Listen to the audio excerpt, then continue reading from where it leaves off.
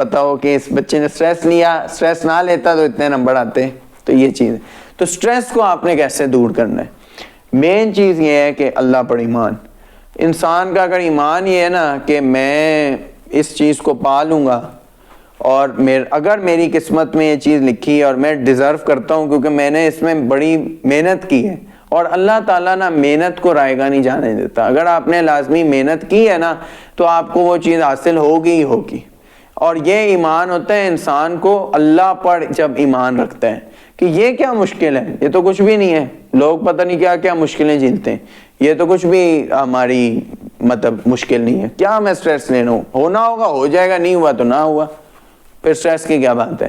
لیکن ایک چیز یہ ہوتی ہے کہ جیسے سال میں ایک ہی دفعہ ہو رہا ہے تو بھائی سال میں آپ نے ریپیٹ کر کے نہ میٹرک ویسی کے بھی جو پیپرز تھے وہ ایک ہی دفعہ دیے تھے نا، وہ بھی آپ نے کوئی جو لائک بچہ ہے، میں اس کی بات کر رہا ہوں جس نے اچھے نمبر لیے، گریڈز لیے، او لیولز اے لیولز. میں نے کبھی ریپیٹ میں او لیول اے لیول کا ایگزام نہیں دیا، پہلی ہی دفعہ اس کو دیا اور میں نے اس میں اے سٹارز لیے تو، اور ڈسٹنکشنز بھی لی، 2 ڈسٹنکشنز بھی لی، ٹاپ کیا پورے پاکستان میں.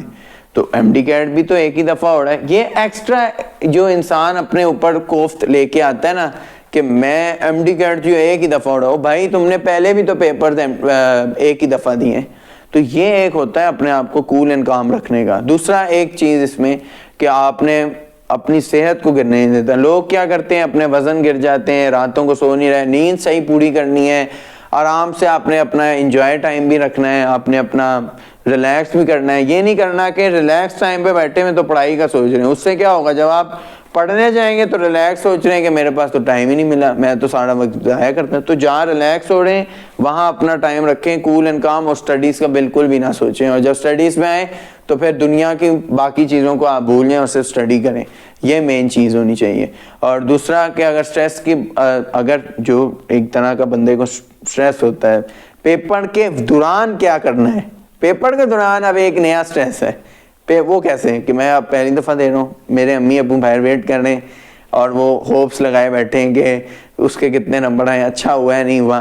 تو آپ بھول جائیں اس چیز کو. میں نے جب اپنا ایم ڈی کیٹ دیا تھا تو میں بالکل سٹریس فری تھا. پہلا میرا اپنا زندگی کا اگر میں ایک بات کہوں کہ میں واقعی میں سٹریس فری تھا تو یہ کوئی غلط بات نہیں ہوگی. میں نے چل ہو کے آرام سے سکون سے اس پیپر کو اٹیمپٹ کیا، اور مجھے ایک کانفیڈنس تھا. کانفیڈنس میرا بہت اوپر تھا جب میں نے ایم ڈی کیٹ پرفارم کر رہا تھا. مجھے یہ پتا تھا کہ میں نے اپنا مجھے یہ پتا تھا کہ یہ میری زندگی کا کوئی ایسا وہ نہیں ہے، اگر میں نہ ہوا تو نہ ہوا، اللہ نے رکھا ہے تو ہو جائے گا انشاءاللہ.